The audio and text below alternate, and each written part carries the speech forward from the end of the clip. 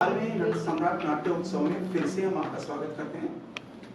अभी आपने एक नाटक देखा था, तो आज के दूसरी प्रस्तुति ओ माय गॉड। इससे पहले मैं हमारे बीच doctor Ashok Gaur, principal government school IPH junction के, और Beena Sharma ji, inner wheel club Mayur Vihar की प्रेसिडेंट हमारे बीच में है, जो यहाँ आए। मैं आप दोनों का धन्यवाद करता हूँ। तो आइए देखते हैं कि दूसरा नाटक आज का ओ माय गॉड। नाटक के लेखक हैं एंटन चेखव और बी अलेक्जेंडर जी, और गीत लिखे हैं राकेश कौंडिन्या जी ने, और संगीत है नरेंद्र कुमार जी का, और निर्देशक हैं अपने नट सम्राट के श्याम कुमार जी। आइए नाटक देखते हैं ओ माय गॉड।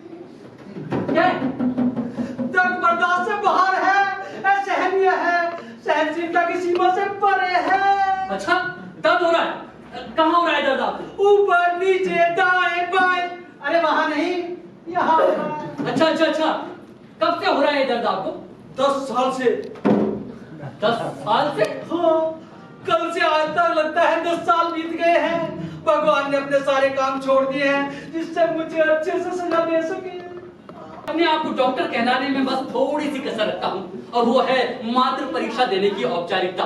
मेरा काम डॉक्टर का है, सिर्फ नाम ही डॉक्टर का नहीं है। इसलिए मैं आपसे विनती करता हूँ कि आप अपने आप को और मुझे इस अवसर से वंचित मत कीजिए और उस स्टूल पर बैठ जाइए। हाँ। ईश्वर, मुझ पर दया करना।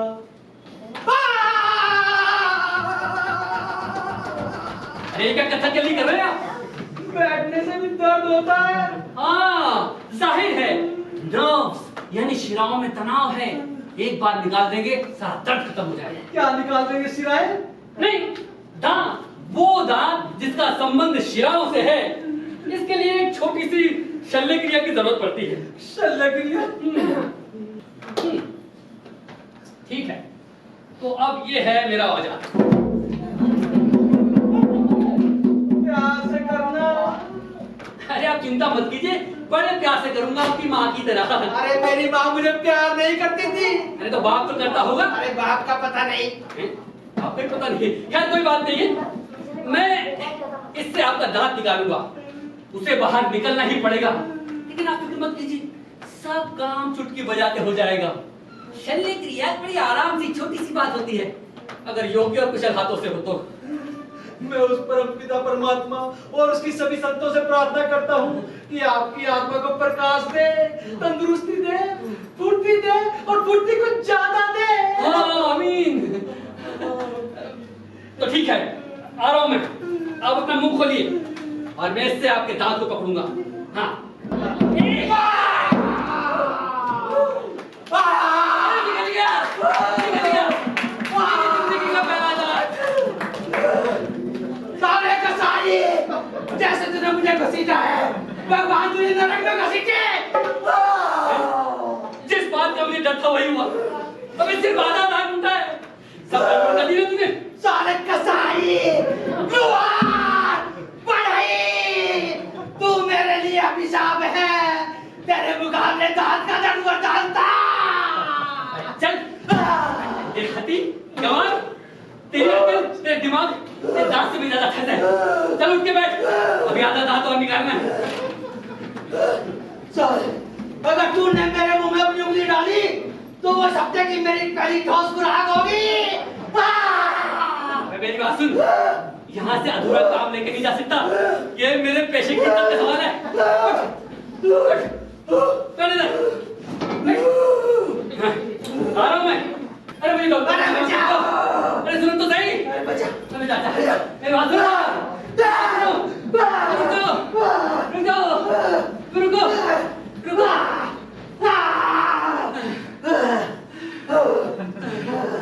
अच्छा, डॉक्टर ने मुझे रोक दिया। भाई साहब, मुझे डॉक्टर से बचा लो।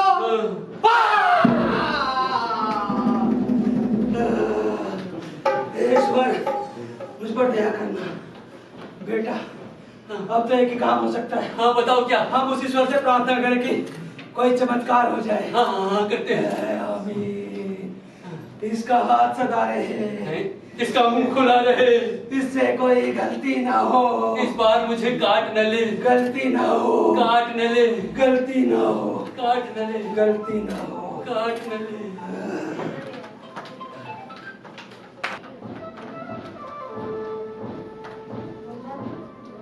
Good morning sir. अरे आराम से बटुकनाथ, आराम से। क्या हुआ सर? अरे मेरे गठिया का दर्द उभर आया है, एक नस तड़क पड़क रही है, छोटी से छोटी आवाज भी तोप के गोले जैसी मालूम होती है। बहुत दर्द होता होगा सर। अरे सुबह कंघी तक करने में जान निकल गई मेरी। सर एक बात कहनी थी सर। हाँ बोलो। सर एक औरत आपसे मिलना चाहती है। वजह पूछी तो उसने कहा कि मैं तो बैंक मैनेजर साहब को ही बताऊंगी। तो सर मैं क्या करूं, उनको आज भेजूं या कल? आराम से बटुकनाथ, आराम से। जी सर। आराम से बोलो। और अभी तुम जाओ, भेज दो सर। जी सर बिल्कुल। अरे सुनो, जरा आराम से चलना। Okay sir. ऐसे ठीक है सर? हाँ ठीक है। Okay sir. हटो, मुझे अंदर जाने दो। मैं कहाँ रुकता हूँ मैडम? अरे रास्ते में खड़े हो, कह रहे हो अरे मैंने कहा आप जाइए मैडम। अरे जाइए ना मैडम, जाइए। मेरी समस्या मेरा पति है सर। पति? 1 2 3 4 5 5 पति हैं? नहीं, वो 5 महीने से बीमार है, बहुत ही भयानक रूप से बीमार। हाँ, ठंडा जी। ठंडा ले लीजिए। अच्छा। अरे जाओ भी यार। स्ट्रॉ तो नहीं, ऐसी पी लीजिए। नहीं मैं नहीं पीता हूँ। नहीं, पकड़ लीजिए। ओ अच्छा।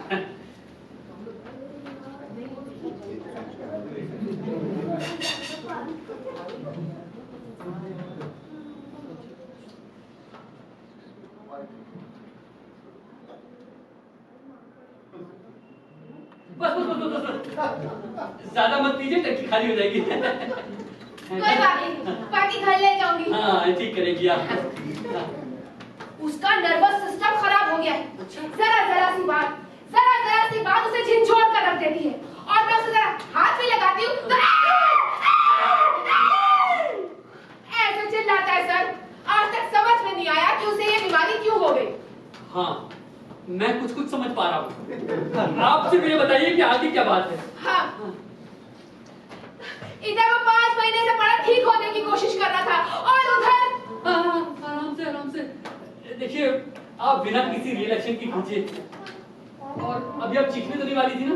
मन तो बहुत कर रहा है चीखने को, क्योंकि इधर वो 5 महीने से बिस्तर पर पड़ा ठीक होने की कोशिश कर रहा था और उधर उसे बेवजह नौकरी से निकाल दिया सर।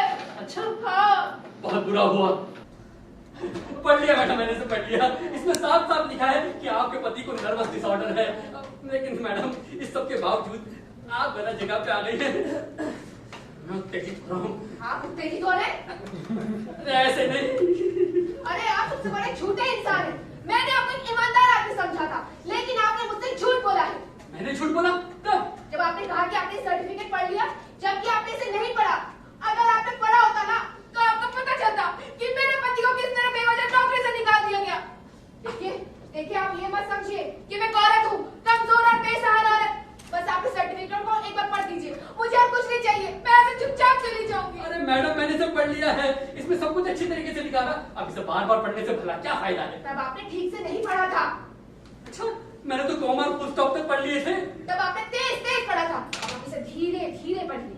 अरे धीरे धीरे पढ़ने की भला क्या जरूरत है? मैं तो तेज तेज ही पढ़ता हूँ। सर, हो सकता है उस वक्त आपने सरसरी तौर पर पढ़ा हो। अब आप इसे गहराई से पढ़िए। मैंने इसे गहराई से पढ़ा था, तलहटी में डूब के पढ़ा था। अगर मेरी परीक्षा ली जाए तो 100 में से 100 नंबर आएंगे। तो आप मेरी बात समझती क्यों नहीं? आप गलत जगह पे आ गई हैं। सर, पेट में कुछ नहीं रुकता। जो भी खाती हूँ ना, ऐसा निकल जाता है सर। अरे पटुकना, हड्डियों का ढांचा बन के रह गई हूँ। बिना किसी बात के बेहोश हो जाती हूँ। ऐसे।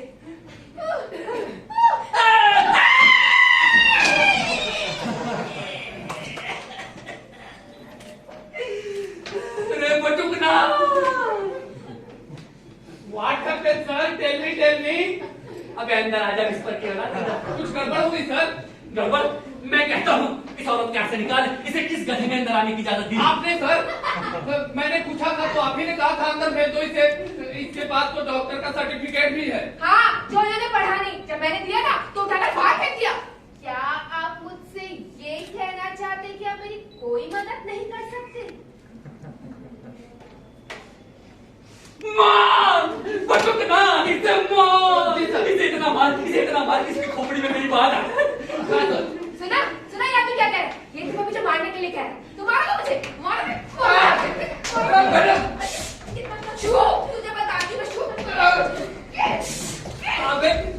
अबे ये स्प्रे बाद में बाहर जाके छिड़क लियो। जाए यहाँ से, लेके जाए इसे। चलिए मैडम। चल, ये मारेगा मुझे। एक अनाथ माँ को जो पहले से ही मरी हुई है, इस खांसी से। देख, सामने बताइयो, निकल यहाँ से। अबे देख क्या रहा है? मैं कह रहा था ना, किसी को बुला के ला, इसकी पिटाई कर, इसकी पिटाई। मैं तो कहता था हाथ से मार, इसे लाठी से मार, इसे टांग के मार।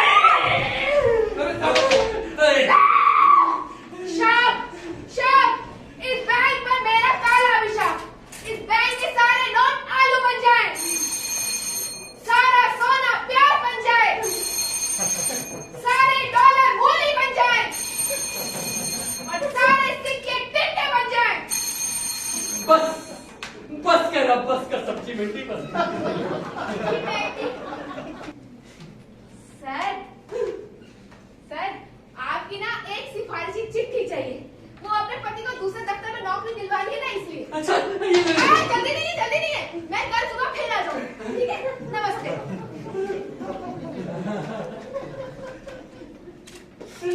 वो कल सुबह फिर आएगी। वो फिर आएगी।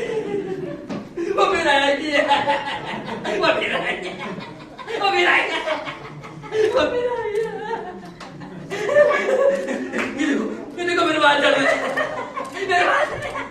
वो फिर आएगी।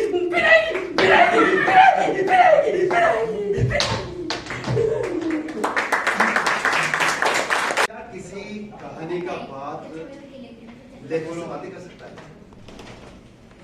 नहीं कर सकता। लेकिन मेरे साथ ऐसा हुआ। आज सुबह में एक कहानी पढ़ रहा था, सोचा उस कहानी को कलमबंद करूं। कहानी थी कहानी थी ये जुबेदा।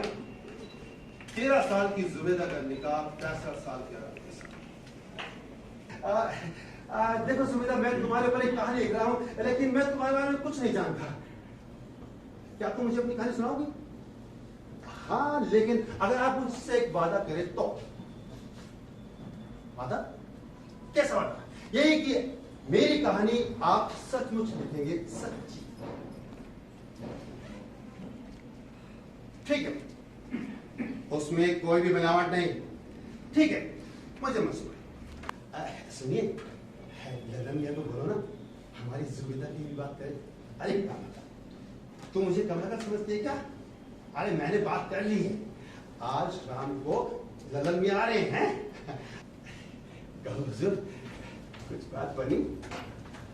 बनी? अम्मा ऐसी बनी है, जिंदगी बनी क्यों नहीं?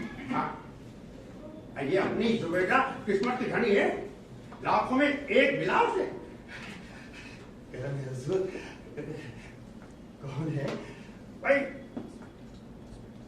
सऊदी अरब में सरकारी अफसर है, हिंदुस्तान के हिसाब से पूरी लाख रुपए तनख्वाह। लाख रुपए? उम्र कितनी है नौशे में आके? अम्मा मैं आपको उम्र से कहना कोई ज्यादा नहीं है, नहीं कोई 65। 65? हमारी जुबेदा तो 13 साल की। अरे भाभी जी, अरे भाई ये आप लोगों की कोई उम्र होती है बोला? वो तो जितने बूढ़े होते हैं उतनी जवानी हो रही है। अब देखो ना, 3 बीवियां घर में, अब तो ठिकाने जा रहा है। चौथी? देखिए ललन मियां, कोई दूसरा रिश्ता ढूंढिए। अरे भाभी जी, 3 बूढ़ियां हैं घर में, जब अपनी नौकरी करीब उधर जाएगी तो चारों तरफ जुबेदा के अलावा कोई नजर नहीं आएगा। हाँ, और फिर देखिए पैसे भी अच्छे दे रहा है। राम की पीढ़ी घर से निकलेगी तो मैं ससे लटका दूंगा। अब उस बूढ़े से निकाह करने से बेहतर है कि आप मुझे छत से लटका दीजिए। बेशरम, तो क्या अपने बाप से जबान लड़ाती है? अम्मी, मैं कोई भेसवा जानवर तो नहीं, मैं जिंदा महसूस करूं। भीतर जबान चलाई। बेशरम, अगर मालूम होता कि ये दिन दिखाएगी तो पैदा उस तरह दिला करेगी। कितना अच्छा होता है। आज तो तुम दौलत की रस्सी का बंधा बना कर मेरे खिलाफ बेच रहे हो। जुबेदा बेगम बिन्त मोहम्मद राजून, तुम्हारा निकाह शेख वल्द शेख बजाज से कायम है 4000। वक्त मुबलिक करार पाया है। तुम्हें कबूल है? कबूल है? कबूल है? कबूल है? कबूल है? कबूल है?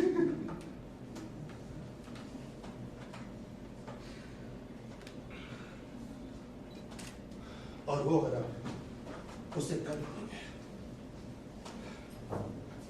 ये जिल्लत भरी जिंदगी जुबेदा सहन न कर सकी।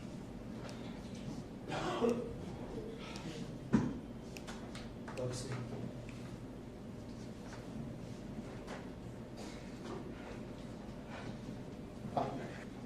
जुबेदा के इस हालत का कौन जिम्मेदार है? वो खुद, उसके माँ बाप, ये समाज, मैं, या फिर आप लोग जो उसकी मौत का तमाशा देखने के लिए यहाँ आए। जुबेदा जैसी लाखों करोड़ों लड़कियां हमारे देश में आजादी चैन की सांस में तड़प रही है। अगर आपके समाज में, आपके आस पड़ोस में कहीं भी किसी भी नाबालिग लड़की के साथ अत्याचार हो रहा और आप में से किसी एक ने भी आवाज उठा दी तो हम समझेंगे हमारा यह प्रयास सफल हो।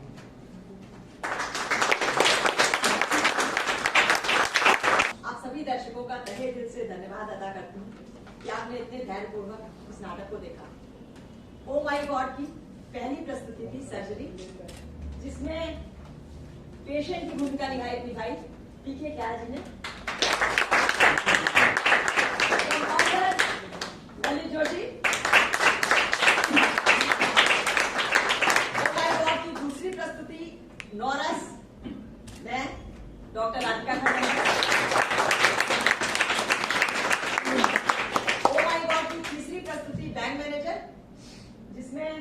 बैंक मैनेजर ललित जोशी, यानी लेडी कस्टमर मुनमुन, और प्यून की भूमिका रोहित, बटुकनाथ रॉकी, और जुबेदा सोलो एक्ट लेखक नरेटर विश्वजीत। इसके साथ ही मैं बैक स्टेज की टीम से भी आपका परिचय कराना चाहूंगी, जिसमें वीडियोग्राफी और फोटोग्राफी पीयूष और धनराज, राकेश कोटनिया, संगीत नरेंद्र कुमार,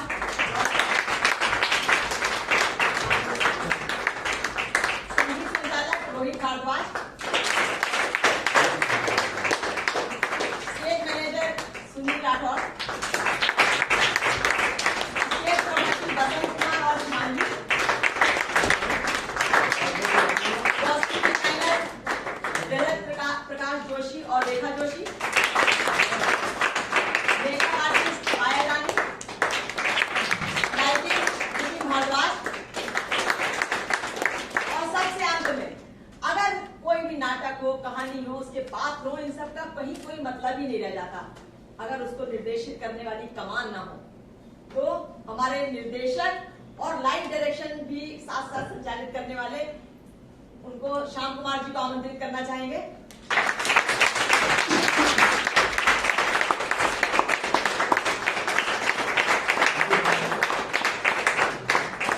दोस्तों, हमारे बीच दो और वरिष्ठ पत्रकार हैं, उनका धन्यवाद करना चाहते हैं। अभिषेक माना जी, आपका बहुत बहुत धन्यवाद। आप आइए मंच पर। हम डेली किसी न किसी रंग समीक्षक को, रंग कलाकार को मंच पर बुलाते हैं, सम्मानित करते हैं। और इस नाटक में म्यूजिक था नरेंद्र कुमार दौलत भाई जी का। इन्होंने मेरे अनेकों प्ले में म्यूजिक किया है और इनके म्यूजिक के बिना वो प्ले करना मेरा संभव नहीं होता। जब भी मैं बैठता हूं, उनसे डिस्कस करता हूं क्या इसको कैसे किया जाए। ये तो बहुत कम टाइम में, कोरोना की वजह से उन्होंने 2-1 दिन में ही तैयार किया हमें, बट हमेशा हमारी हेल्प करते रहे। Thank you very much. मैं चाहता हूं कि एक नरेंद्र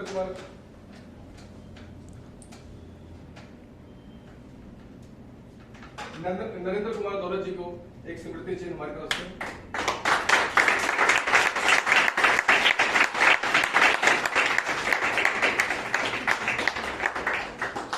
थैंक यू नरेंद्र भाई, थैंक यू वेरी मच। एक हमारी तरफ से स्मृति चिन्ह विजय सेठ जी के लिए।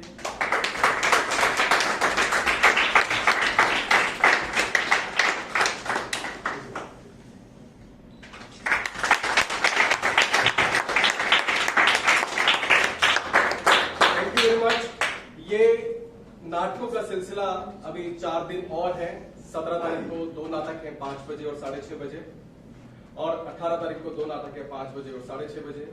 20 तारीख को एक अवार्ड फंक्शन है आधे घंटे का, और उसके बाद फिर नाटक है, एक ही नाटक है। 22 तारीख को 2 नाटक है 5 बजे और 8 बजे। आज थोड़ा लेट हुए हम करने में। आप ये सूचना अपने दोस्तों को दीजिएगा, बताइएगा उनको कि वो भी नाटक देखने में आए और इस नाटक का आनंद उठाएं। और दोस्तों, एक छोटी सी समस्या यहाँ पर है, इंटीमेट फिगर है, कोरोना का दौर है, कि पार्किंग की यहाँ समस्या है। अगर कोई कन्वेंस लाए तो पास में थोड़ा दूर पे पार्किंग है, वहां पार्क करके आ सकते हैं, या फिर अपना मेट्रो से आ सकते हैं या कैब से आ सकते हैं। Thank you very much. आप आए, अपने दोस्तों को सूचना दें। Thank you.